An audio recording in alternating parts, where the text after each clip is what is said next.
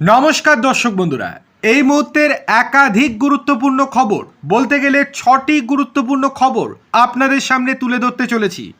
তার মধ্যে অবশ্যই থাকছে চন্দ্রনাথ বাবুর হত্যা মামলা কতটা এগোলো বা তদন্তের গতি প্রকৃতি বর্তমানে কী অবস্থায় রয়েছে সেটাও আপনাদেরকে জানাতে চলেছি। তাই অবশ্যই পুরো ভিডিওটি দেখুন। ভালো লাগলে লাইক, কমেন্ট, শেয়ার এবং চ্যানেলটিকে সাবস্ক্রাইব করতে একদম ভুলবেন না। তাহলে চলুন শুরু করা যাক ভিডিওটি। 1 নম্বর, মধ্যমগ্রাম কাণ্ডে চাঞ্চল্যকর মোড়। গতকালই আমরা আপনাদেরকে জানিয়েছিলাম ইতিমধ্যেই 3 জন লোকাল দুষ্কৃতীকে গ্রেপ্তার করেছে বারাসাত পুলিশ। তাদেরকে রাতভর জিজ্ঞাসাবাদ চালিয়েছে পুলিশ ও সিটের অফিসারেরা। 3 জনের বক্তব্য 3 রকম এবং অত্যন্ত সন্দেহজনক। পুলিশকে বিভ্রান্ত করার চেষ্টা করছে বলে মনে করছে পুলিশ। তবে 3 জনের বক্তব্যে একটা জিনিস মিলে গিয়েছে, সেটা হলো কেউই খুনিদের নিজেদের চোখে দেখেনি। অচেনা নম্বর থেকে ফোন এসেছিল তাদের কাছে আলাদা আলাদাভাবে। তাদের কাজ ছিল শুধু নজর রাখা, কোথায় কখন যাচ্ছেন চন্দ্রনাথ বাবু সেটা জানানোর। তবে 3 জনের মধ্যে 2 জন জানিয়েছে তারা এই কাজ হাতে নেয়নি হাই প্রোফাইল কেস বলে। আর একজন জানিয়েছে প্রাথমিকভাবে সাহায্য করেছিল বিপুল টাকার লোভে, কিন্তু খুনিদের কারোর মুখ দেখেনি। তাদের বক্তব্য এটা 2 জন বা 3 জনের কাজ নয়, একটা বড় গ্যাংয়ের কাজ, যাদের মধ্যে কেউ হিন্দিতে আবার কেউ বাংলাতে ফোনে কথা বলতো। এর থেকে বেশি কিছুই জানে না বলে পুলিশকে জানিয়েছে তারা। পুলিশ এখনও তাদেরকে জিজ্ঞাসাবাদ করছে। তবে পুলিশ তাদের একটা বক্তব্যে সহমত পোষণ করেছে, সেটা হলো এটা একটা বড় গ্যাংয়ের কাজ। ভোটের আগে থেকেই রেকি করছিল তারা।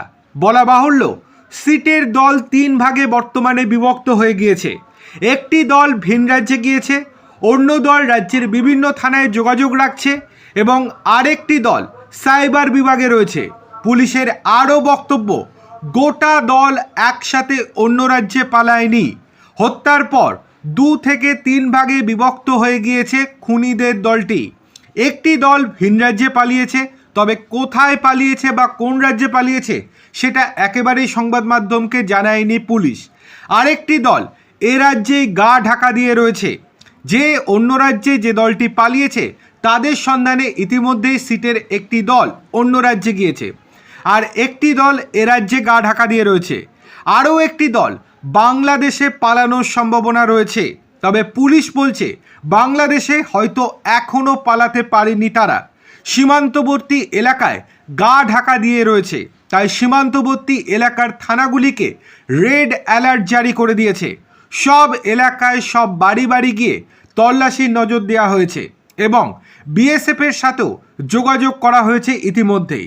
যদি সন্দেহভাজন কোনো ব্যক্তিকে গ্রেপ্তার করে বা নজরে আসে তাহলে বিএসএফ অবশ্যই যেন পুলিশকে খবর দেয়। দেখার বিষয় শেষ অবধি কী হয়, কবে ধরা পড়ে আসল অপরাধীরা। আপনাদের কি মনে হচ্ছে কবে ধরা পড়বে? আদৌ ধরা পড়বে তো? আর তাদেরকে গ্রেপ্তারের পর আসল মাথা কে বা কারা তাদের ধরতে পারবে তো পুলিশ? সেই দিকেই নজর রয়েছে কিন্তু গোটা বাংলার মানুষের। আপনারা আপনাদের মূল্যবান মতামত আমাদেরকে কমেন্ট করে অবশ্যই জানান। চলে আসছি দ্বিতীয় গুরুত্বপূর্ণ খবরে। বিধানসভা speaker, deputy speaker, chief whip, deputy chief whip বা সরকারি মুখ্য সচেতক, এই 4 ঘর আপাতত বন্ধ রাখার নির্দেশ দেওয়া হলো। সেখানে ঢুকতে পারবেন না কেউই। বিধানসভা কর্তৃপক্ষকে নির্দেশ দেওয়া হলো প্রশাসনের সর্বোচ্চ স্তর থেকে। বৃহস্পতিবার ও শুক্রবার মূলত এই নির্দেশ বহাল থাকবে। নতুন সরকার শপথ নেয়ার পরে আবার পুনরায় কাজকর্ম শুরু হবে বলে মনে করা হচ্ছে।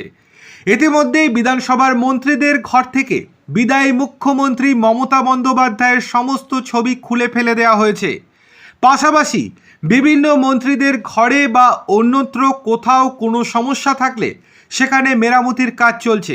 যেমন কোনো সুইচ বোর্ডের সমস্যা থাকলে, কোথাও শীততাপ যন্ত্রের সমস্যা থাকলে মেরামত করার কাজ চলছে, পরিষ্কার পরিচ্ছন্ন করার কাজ চলছে গোটা বিধানসভা জুড়েই। অন্যদিকে রাজ্যে ক্ষমতা পালাবদল হতেই কলকাতা পুলিশ এক্সে অর্থাৎ পূর্বতন টুইটারে আনফলো করলো মমতা বন্দ্যোপাধ্যায় এবং অভিষেক বন্দ্যোপাধ্যায়কে। এখন তারা ফলো করতে শুরু করলো প্রধানমন্ত্রী নরেন্দ্র মোদীজি এবং কেন্দ্রীয় স্বরাষ্ট্রমন্ত্রী অমিত শাহজিকে। সোশ্যাল মিডিয়াতে এই খবর বর্তমানে ভাইরাল। সত্যতা যাচাই করে জানা গেল বর্তমানে কলকাতা পুলিশের ফলোয়িং লিস্টে নেই মমতা, তবে রয়েছেন মোদী এবং অমিত শাহজি। আপনারা কি খুশি? অবশ্যই কমেন্ট করে জানান। চলে আসি তৃতীয় গুরুত্বপূর্ণ খবরে। নিজের নামের পাশে কোনো মতেই প্রাক্তন শব্দটা লিখতে চাইছেন না মমতা। তার সোশ্যাল মিডিয়া হ্যান্ডেল তো সে কথাই বলছে। সরকারের মেয়াদ উত্তীর্ণ হয়ে যাওয়ায় বৃহস্পতিবার রাজ্যপাল আর.এন. রবি মন্ত্রিসভা ভেঙে দিয়েছেন। অর্থাৎ বৃহস্পতিবার সন্ধ্যার পর থেকে পুরনো মন্ত্রীরা আর কেউ মন্ত্রী নেই, মমতাও আর মুখ্যমন্ত্রী নেই। কিন্তু সোশ্যাল মিডিয়ায় মমতার নামের পাশে এখনও লেখা মুখ্যমন্ত্রী, অর্থাৎ honourable chief minister. Facebook, Instagram, x সব সোশ্যাল মিডিয়া প্ল্যাটফর্মে মমতাকে মুখ্যমন্ত্রী হিসেবে উল্লেখ করা হয়েছে। শুক্রবার সকাল পর্যন্ত তা বদলানো হয়নি। উল্লেখ্য, আগামী 9 মে ব্রিগেডে শপথ গ্রহণ করবেন বাংলার নতুন মুখ্যমন্ত্রী। তার একদিন আগে মেয়াদ উত্তীর্ণ হয়ে যাওয়ায় বিধানসভা ভেঙে দিয়েছেন রাজ্যপাল। অর্থাৎ আজ শুক্রবার বাংলায় কোনো মুখ্যমন্ত্রী নেই। চলে আসি 4 নম্বর খবরে। খুনের চেষ্টা, পুলিশকে মারধর থেকে হুমকি ও বন্দুক হাতে শাসানি। জেলায় জেলায় তৃণমূল নেতাকর্মীদের বিরুদ্ধে উঠেছে এমন অভিযোগ। দক্ষিণবঙ্গ থেকে উত্তরবঙ্গ 24 ঘন্টায় গ্রেপ্তার করা হলো জোড়াফুল শিবিরের 4 নেতাকে। কোথাও খুনের চেষ্টার অভিযোগে গ্রেপ্তার তৃণমূল নেতা, কোথাও এএসআইয়ের নাক ফাটিয়ে দেওয়ার অভিযোগে ধৃত তৃণমূল কাউন্সিলর। হুগলির শ্রীরামপুরে একটি তালাবন্ধ অঙ্গনারী কেন্দ্র ঘিরে গোলমাল বেঁধেছিল।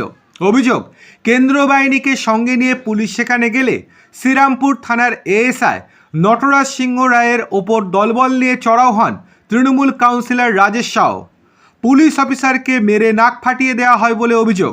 গ্রেপ্তার করা হয় মূল অভিযুক্ত তৃণমূল কাউন্সিলর এবং তার পাশাপাশি তার 2 সঙ্গীকে।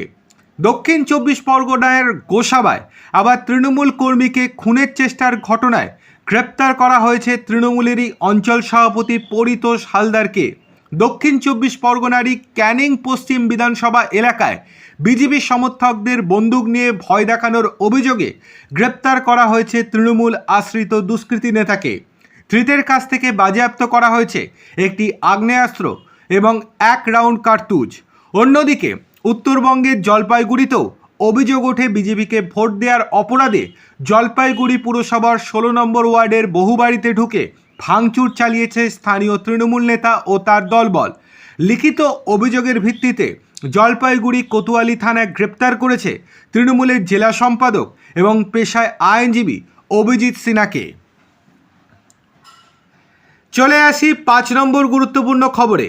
ইতিমধ্যেই কলকাতায় এসে গিয়েছেন স্বরাষ্ট্রমন্ত্রী অমিত শাহ, আর তার উপস্থিতিতেই সিদ্ধান্ত নেওয়া হবে বিজেপি সরকারের মুখ্যমন্ত্রী কে হতে চলেছেন। আজ 8ই মে বিকেলে বৈঠক হবে বিশ্ব বাংলা কনভেনশন সেন্টারে।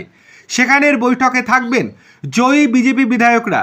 এছাড়াও আগামীকালে শপথ গ্রহণে অংশ নেবেন তিনি এবং প্রধানমন্ত্রী নরেন্দ্র মোদীজি আগামীকাল শপথ গ্রহণ অনুষ্ঠানে আসছেন। চলে আসছি 6 নম্বর গুরুত্বপূর্ণ খবরে। রাজ্যে পালা বদলের আবহে চন্দ্রনাথের হত্যাকাণ্ডের পর নড়ে চড়ে বসেছে প্রশাসন। একদিকে শুভানুধ্যায়ীদের ভিড়, অন্যদিকে নিরাপত্তার ঝুঁকি।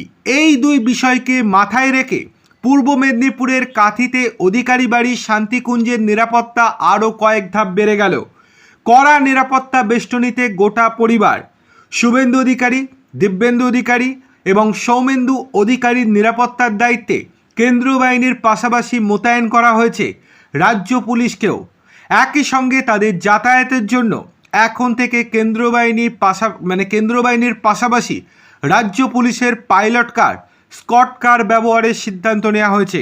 বিশেষ সূত্রের খবর, শান্তিকুঞ্জে সাধারণ মানুষের অবাধ প্রবেশে কিছুটা লাগাম টানা হয়েছে, জোরদার করা হয়েছে নজরদারি। অন্যদিকে শুভেন্দুর অন্য 2 এবং অন্য 2জন পিএর ক্ষেত্রেও আরও নিরাপত্তা ব্যবস্থা জোরদার করা হয়েছে, যাতে কোনো রকম কোনো অরাজকর পরিস্থিতি না ঘটে সেই দিকে নজর রাখা হচ্ছে।